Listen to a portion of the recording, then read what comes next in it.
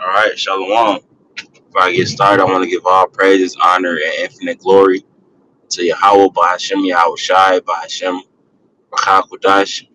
Double honors to the apostles and the elders of Great Millstone, rule and teach well. And also peace and safety to the Akim that's spread across the four corners of the world, that's pushing out this truth with all diligence and putting their lives on the lines to do so. I'm the brother Karatazar here out Great Millstone, Atlanta. Here with the lesson, you know, I'm probably gonna entitle it Bag with Holes. As you can see in the precept here that I have pulled up. Just going into, us, as a people being under the curses. The Lord never meant for us to be ahead uh in today's society. You know, He never meant for us to be, and especially the prophets of the Lord, because that's not our lot. Lord willing, we continue in what we're doing, but when you are of that status, that fame, and you have lots of, money and so-called value, the so-called white man wants you to sell out. He wants you to sell your soul, to gain money and notoriety, the riches, the so-called riches, of today's world. All right. But we're not going to do that. All right. Because we, belong, the Lord has ownership over us. All right. So in the meantime, we just have to continue, to work, these jobs, these side gigs, whatever the case may be, just to have enough money for our on a daily basis, in order to provide food for our families, roof over our head, the basic necessities, of life, and the Lord, is gonna bless us in the latter end for that. All right, so this is Haggai 1:6, and it says, "You have sown much and bring in little," right? Because as you know, America was built on the backs of the Israelites, which consist of you so-called blacks, Latinos, and Native Americans, man. Which make up the 12 tribes of Israel that's mentioned in the Bible. All right. So it says, "You have sown much and bring in little." The labor that we do, doesn't, the pay doesn't equal up to the amount of work, that we bring into this society. You know, like I said, America was built on the back of us, man. And here it is. We are some of the, poorest people, or we are the poorest people in America. All right. And it says, "Ye eat, but ye have not enough. Ye drink, but ye are not filled with drink. Ye clothe you, but there is none warm. And he that earneth wages to put it into a bag with holes." All right. So if you're putting money, or your wages into a bag with holes, it's never going to fill up, right? Because you're going to have it falling, coins and shit falling from the bottom of it. All right. And that's how it feels, when we work these jobs, we put in all of these hours and, tired, work. Some brothers work in the heat, you know, and at the end of the day, you know, uh, it just seems, sometimes it seems like you could never get ahead. You know, you got this bill, you got that bill. Esau, being demonic. He's taxing you. Every time you look around, you can't forget inflation. You know,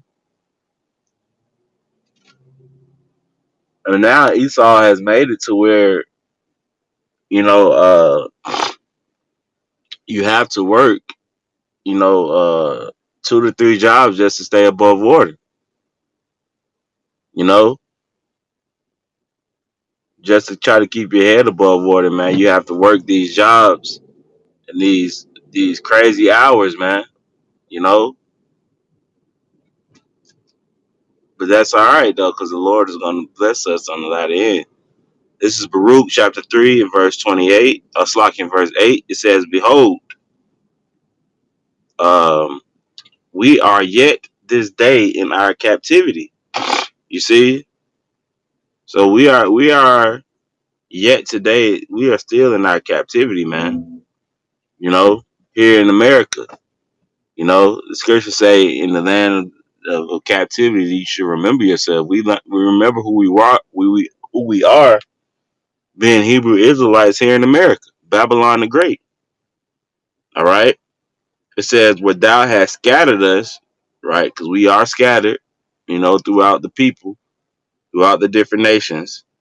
It says, "Where thou hast scattered us for a reproach and a curse." You see, so this is a curse. You know, us being in captivity, being, you know, putting, you know, our wages, we earn the wages and we put it into a bag with a hole. That's a curse. Okay, that the Lord put on us, man. All right, and really, when you look at it, you know, it's really to benefit us, man.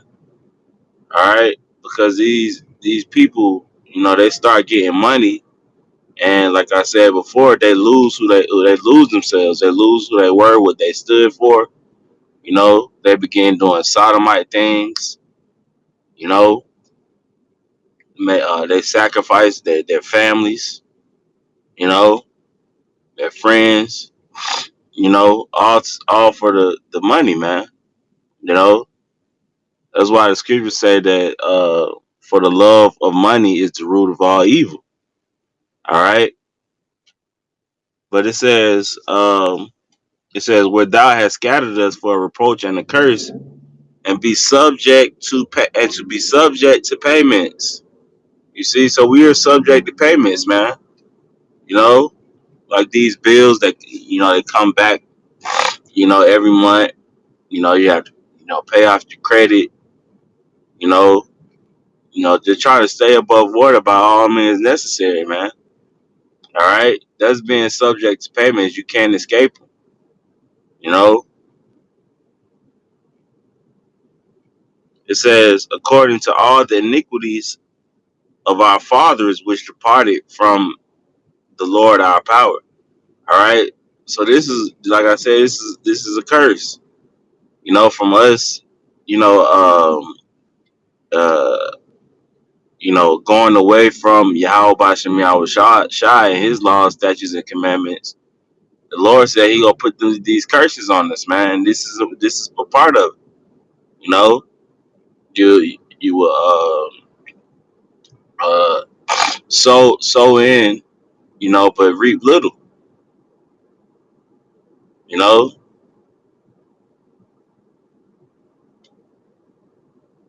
and that just goes to show you how Esau is, you know, how wicked he is, you know, because, you know, if he did pay people according to what they were supposed to be paid, people wouldn't have a problem working and, you know,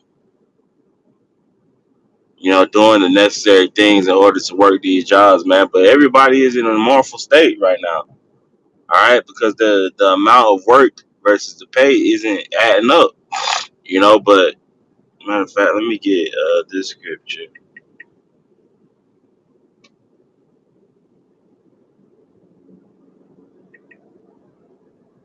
'Cause the Lord told us to be content, man. So let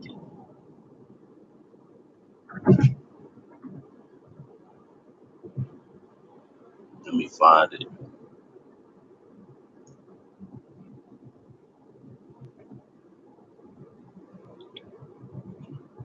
so I can just bear with me.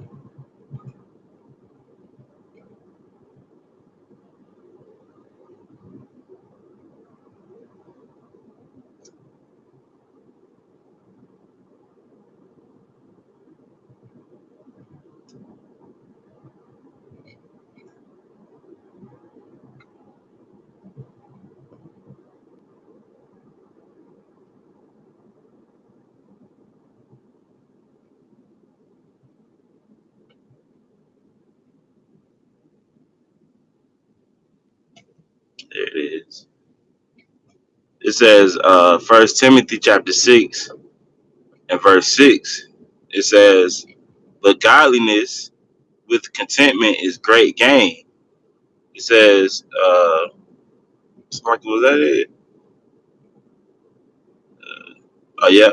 Verse 7, it says, for we brought nothing into this world, and it is certain we could carry nothing out. And having food and raiment, let us therewith be content. You see, and let me grab the etymology of the word content. You know, let's see. It says to rest or be satisfied, right?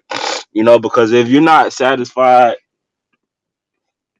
you know, of course, you know, having, you know, if you're, you know, sinking, you know, you're not able to pay your bills, you're almost homeless. You can't be content in that state, you know. But if you are, you know, working a job and you're able to pay your bills, you know, you're able to put, you know, try to put some money to the side, or you know, you pay your tithes. You know, the Lord told us to, you know, be content with it because it's temporary. You know, because these people they literally lose their wits. You know, for money. You know, every time you turn around, it's like these people are just like money hungry. You know, it says to give satisfaction. All right, contain, satisfied, to hold together. All right, because we just trying to hold together until the Lord comes, man. Because we see this place falling anyway. All right, so we're being content, you know. We're being satisfied with what the Lord has given us, man. All right, because whoever, like the scripture say, whoever put their trust in the Lord and was confounded. We eat, you know, we eat on a daily basis. You know, we have roofs over our head. All right, we have basic necessities, food, water, you know, the basic things of life, man. All right, so we have to be content. All right, we're not out here trying to make millions and millions of dollars, man. You know, but just to balance it out, yeah, you need money. All right, you're just not gonna be a broke, you know, just having, you know, negative money in your account every time you look around, man. All right, but it says,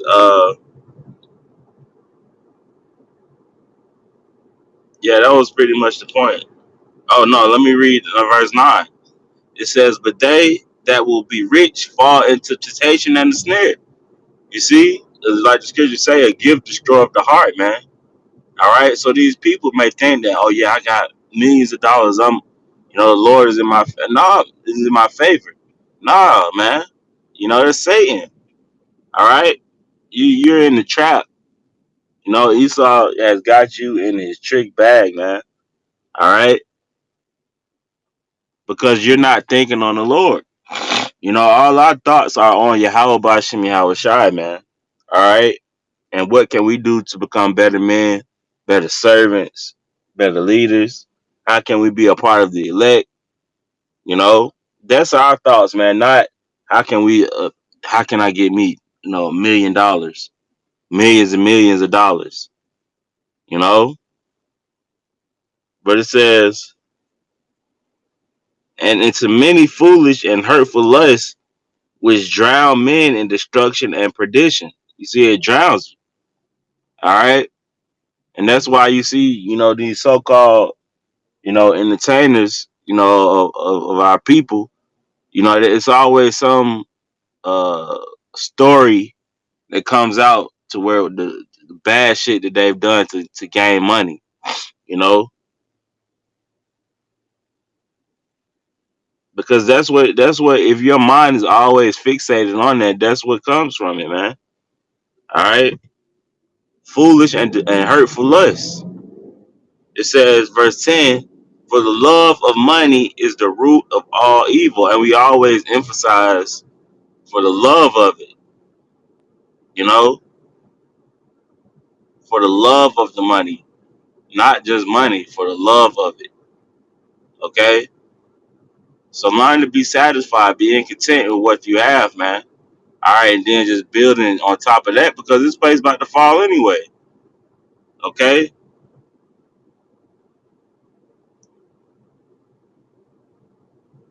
it says, which while some coveted after, they have erred from the faith and pierced themselves through with many sorrows. See, they furthered themselves away from the faith, man, because of the bag, you know.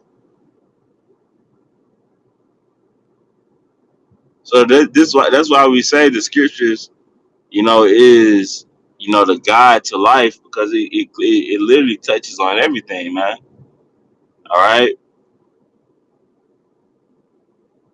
so you just have to learn to be content, man, with what you have, and like I said, just the basic necessities of life, man.